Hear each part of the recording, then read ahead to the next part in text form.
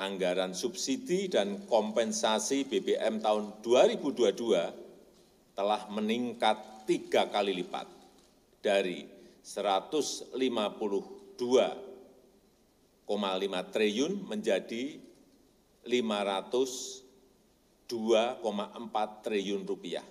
Dan itu akan meningkat terus. Saat ini pemerintah harus membuat keputusan dalam situasi yang sulit.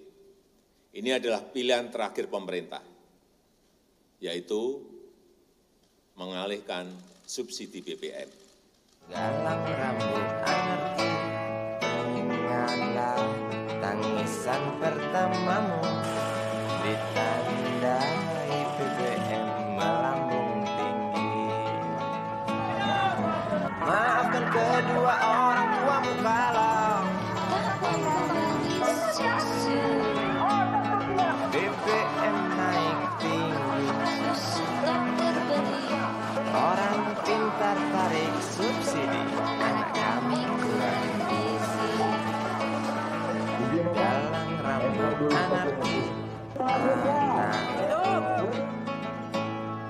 cepatlah besar matahariku, menangis yang keras janganlah ragu. Tinjulah congkaknya dunia, buah hatiku, doa kami di nadimu.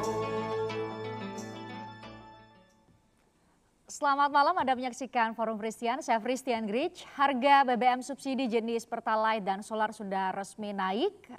Saat ini tentu kita masih menunggu data apakah ini memang kemudian berhasil untuk menekan pembengkakan APBN karena pemberian subsidi dan kompensasi untuk jenis Pertalite dan solar. Pertanyaan berikutnya adalah sudah disediakan BLT sekitar untuk 20,65 juta KPM. Bagaimana mekanismenya? Apakah ini bisa memitigasi segala dampak yang ditimbulkan akibat kenaikan BBM, dan apakah bisa dipikirkan opsi lain untuk kalau memang tujuannya adalah untuk mencegah jangan sampai APBN lebih besar lagi anggarannya atau bebannya terhadap subsidi energi, terutama untuk jenis Pertalite dan belakangan juga ada Pertamax yang juga ikut naik. Saya akan membahasnya dengan sejumlah narasumber yang sudah hadir di studio Forum Christian.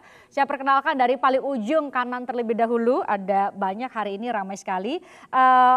Mas Muhammad Faisal, ya, Direktur Eksekutif KOR Indonesia. Mas Faisal, terima kasih sudah hadir di Forum Christian.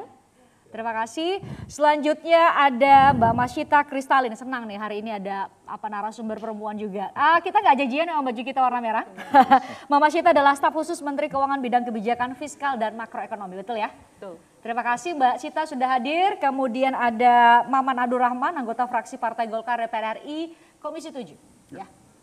Bung Maman, selamat datang di Forum Christian. Selamat datang Mbak Christian, udah lama nggak berjumpa. Lama sekali kita nggak berjumpa. Di sebelah kiri saya juga lama sekali nggak berjumpa dari anggota DPR dari fraksi Partai Demokrat, Didi Irawadi. Mas Didi, terima kasih sudah hadir.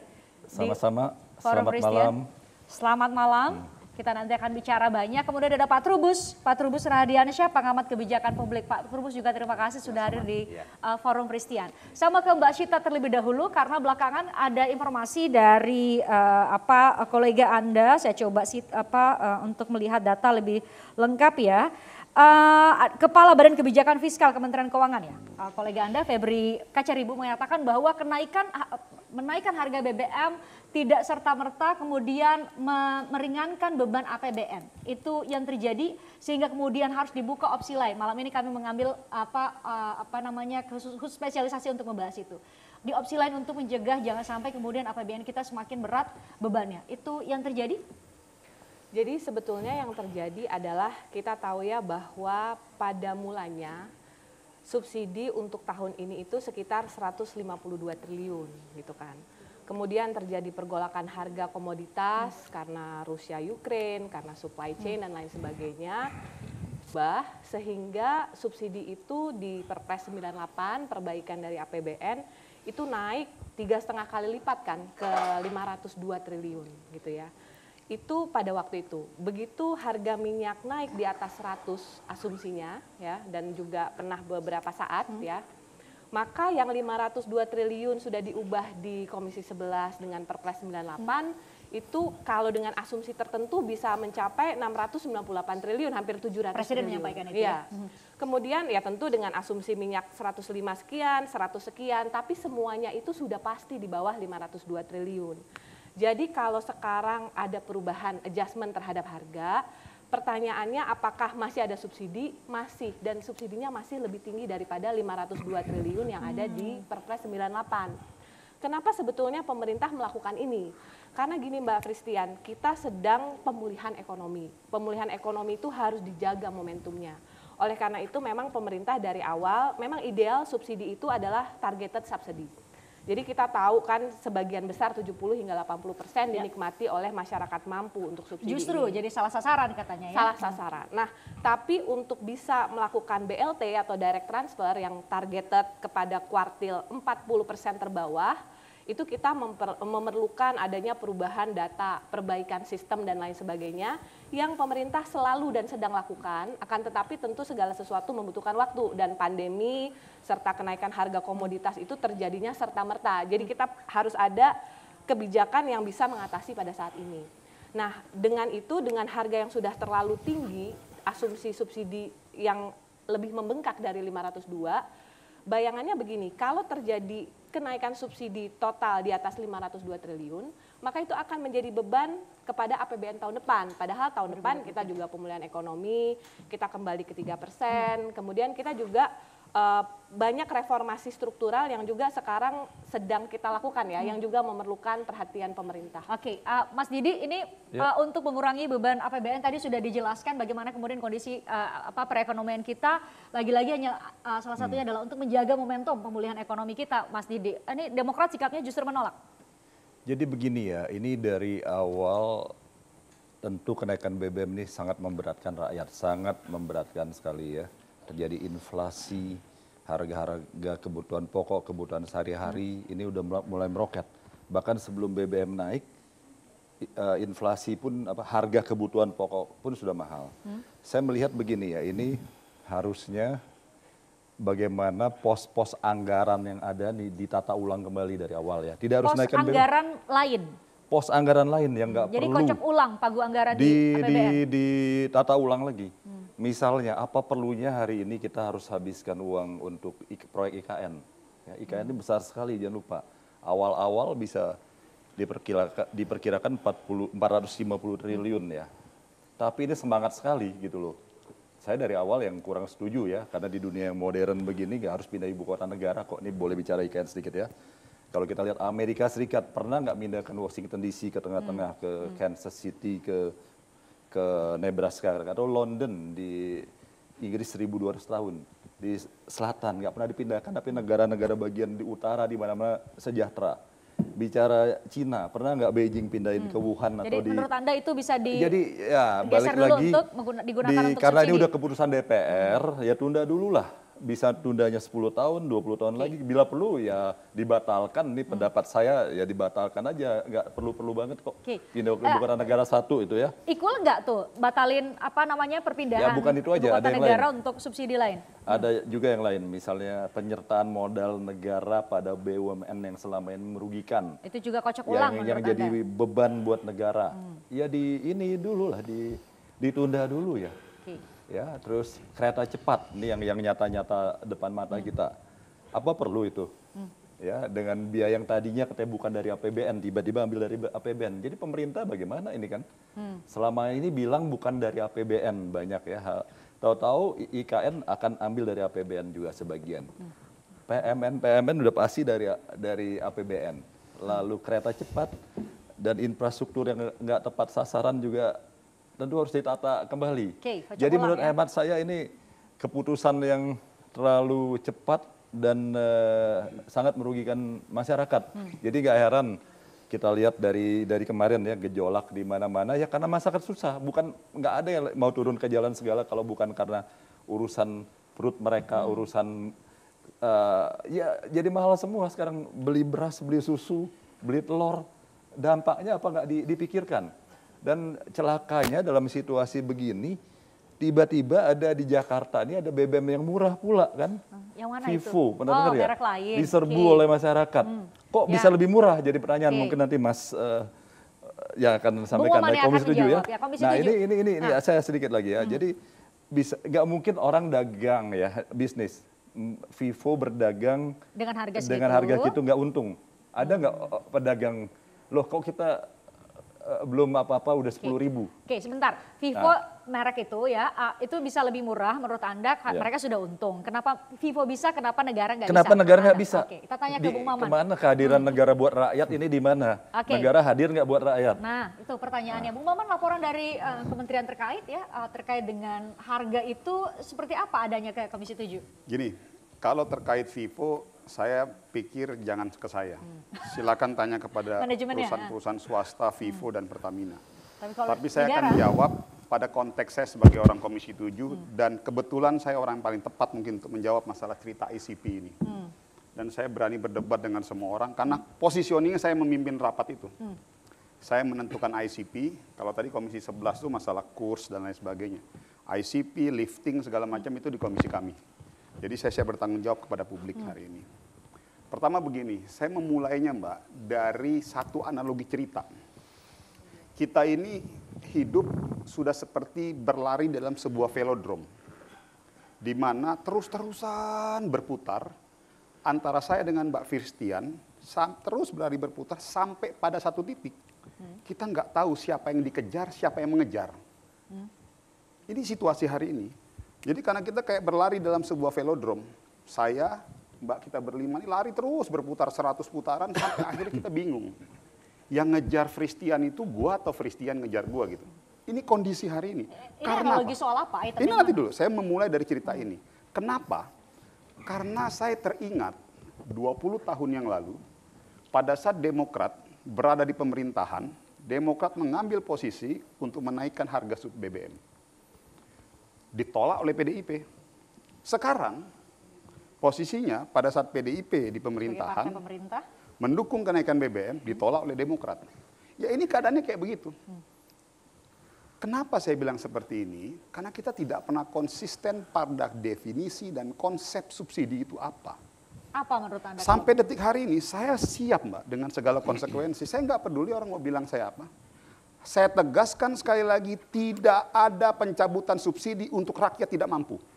Itu tetap ada? Tidak ada. Maksud tidak ada pencabutan.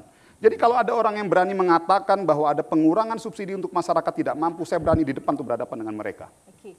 Anda bisa menjelaskan kenapa tidak ada pengurangan? Nggak ada. Kalau harga naik, masyarakat melihat itu kan? Apa yang permasalahannya ini masing-masing berkutat dengan perspektif politiknya masing-masing, dengan kepentingan politiknya. Tidak pernah fokus pada kepentingan masyarakat yang sebenarnya.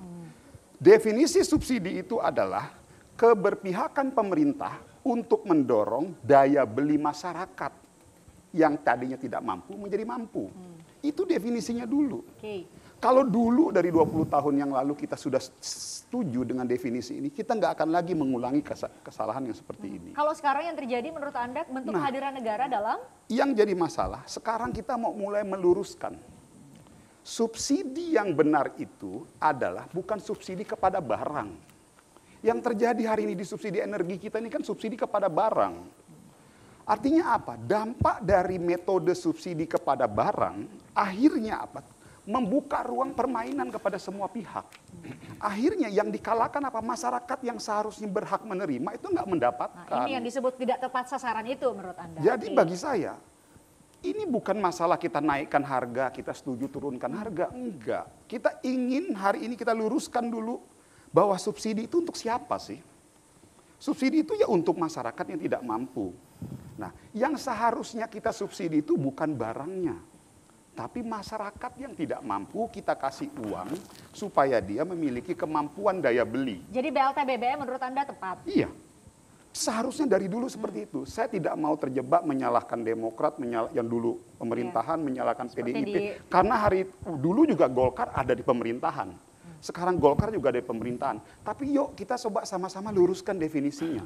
Subsidi ya? Kalau kita masuk kepada perdebatan itu Mbak, insya Allah nggak ada yang saling menyalahkan. Oke. Jadi kita Sedikit-sedikit fokus nih, saya menarik kepada pendapat. pembenahan definisi subsidi yang sebenarnya. Oke, Mas Didi. Jadi saya bilang Jadi sedikit aja. Jadi bahwa gini, akhirnya BLT memiliki dulu konsekuensi. Kan dianggap membodohi rakyat, menghina rakyat dikasih BLT. Yang mana, kapan? Waktu kita kasih BLT di era menaikkan Pak SBY. iya, dianggap itu menghina rakyat. Siapa Jadi yang bilang, padahal Mas ini Didi? kan Mas Maman, ya siapa lagi? Nggak enak kalau saya sebut di sini. Pimpinan partai berkuasa saat ini. Oke, Itu terus? menghina rakyat, membuat rakyat menjadi, tapi sekarang digunakan. Ya jadi artinya kebijakan itu ya jangan jadi konsumsi politik masa lalu, tapi digunakan sekarang. Itu Tapi kan kalau tadi kurang ajakan kurang Bapak baik. untuk baik. Ini meluruskan tadi Mbak, definisi makanya itu.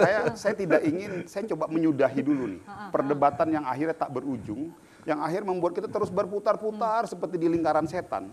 Yuk sekarang kita lurusin bareng deh, kita nggak usah lagi berdebat kanan kiri, setuju naik, setuju enggak. Yuk kita sama-sama dulu bicara, subsidi itu untuk siapa sih? Oke. Itu Subsidi aja untuk dulu. siapa? Mungkin saya tanya ke Pak Trubus. Pak Trubus, kalau memang mendengar definisi apa yang diajak oleh Bung Maman bahwa kita harus meluruskan ini, definisi subsidi itu adalah memberikan pertolongan atau membantu mereka yang tepat gitu ya. Selama ini Bukan, dikatakan memberikan kemampuan, menaikkan daya beli masyarakat tidak mampu agar dia bisa memiliki kemampuan Oke. daya beli. itu sudah tepat berarti apa yang dilakukan oleh pemerintah saat ini dengan memberikan BLT BBM kepada menurut saya 20,67 juta? Belum sampai ke situ, Mbak. Kenapa? Karena saya melihat bahwa kapasitas masyarakat untuk daya belinya tetap berposisi rendah. Karena apa yang terjadi adalah kenaikan itu sendiri kan diikuti Akses oleh dari inflasi. kenaikan harga menurut Kenaikan Anda? harga. Oke, Karena kan jadi apa yang harus persoalannya dilakukan? pangan kan persoalannya. Jadi persoalannya pada tataran pangan. Jadi kenaikan itu kan tidak hanya berdampak pada transportasi, tapi dan pangan. Nah, harga pangan ini yang menurut saya masyarakat tetap dalam posisi sulit untuk mendapatkan itu. Artinya BLT yang diturunkan itu belum membuat masyarakat berdaya, survival of the fittest-nya belum. Gitu. Nah, ini yang penting di situ menurut saya itu, Mbak. Mungkin saya tambah sedikit soal angka ya. Mbak Cita. Soal angka mungkin klarifikasi. Jadi tambahan BLT adalah 24 triliun, tadi sudah disebutkan Mbak Fristian ya. Kemudian kalau kita lihat masyarakat dibagi per desil, ada 10 desil. Desil 4 yang paling bawah itu terkena dampak kurang lebih 8 triliun dari keseluruhan kenaikan harga BBM yang kalau solar dan pertalite kita tambahkan sekitar 50 triliun kenaikannya total.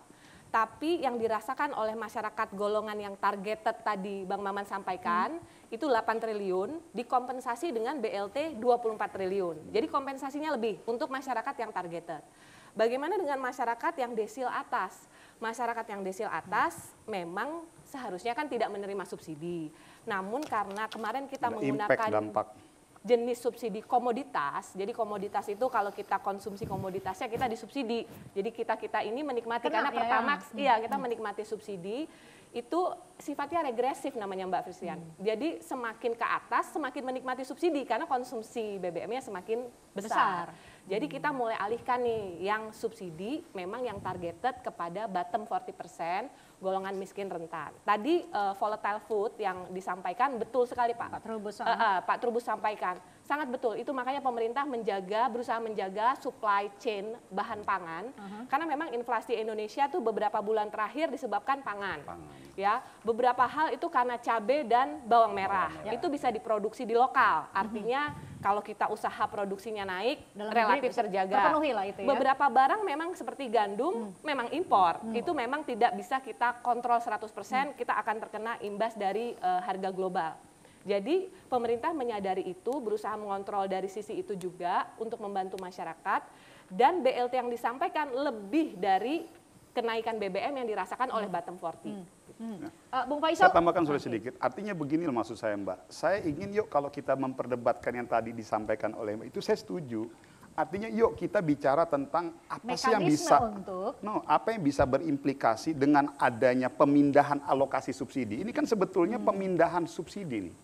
Jadi subsidinya tidak dihilangkan, tidak dibuang kepada masyarakat. Kita memindahkan alokasi subsidi kepada sesuatu yang menurut pemerintah dan kita legislatif itu jauh lebih tepat.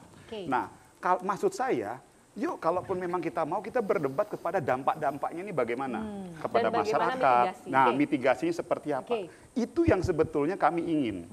Jadi maksud saya, kita jangan lagi setuju atau tidak naik nih. Karena begini, perdebatannya nggak akan ketemu. Karena apa Mbak? Gini, ada prinsip keadilan sosial bagi seluruh rakyat Indonesia. Itu sila kelima. Sila kelima kita. Saya ini saksi Mbak. 3 minggu yang lalu saya turun ke bawah loh. Saya putar, saya keliling di Kalimantan Barat, saya masuk ke Kalimantan Tengah, saya cek di Sulawesi, Jawa, dan Sumatera. Yang terjadi? Mohon maaf Mbak, tadi menyinggung IKN ya, tapi itu nanti konteksnya lain lagi lah. Ini konteksnya adalah refocusing anggaran. Dapil saya adalah Kalimantan Barat.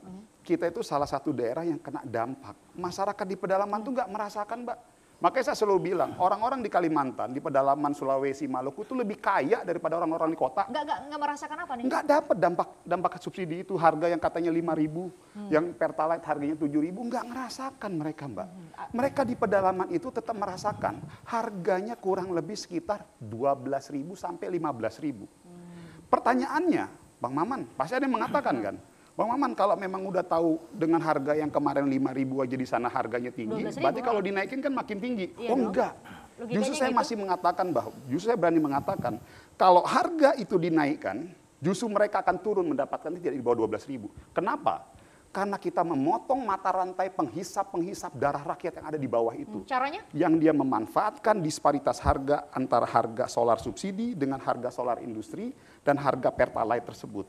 Itu sudah dilakukan? Itu di lapangan kayak begitu main, Mbak. Jadi yang makan itu bukan masyarakat. Saya boleh tanggapin ini. Ini Mas Didi, menarik. saya beri kesempatan ke Mas Didi. Itu satu ya. untuk Itu kalau kita sama. masih mau bicara mengenai BBM. Tapi kalau bicara LPG, silakan ya ada orang keuangan. Nggak ada. LPG sampai sekarang masih jalan kok on the track. Oke. Stay. Oke, saya janji akan memberikan kesempatan ke Bung Faisal dan Mas Didi tadi untuk menanggapi Bung Maman, tapi kami harus jeda, usai jeda kami akan kembali untuk Anda sesaat lagi.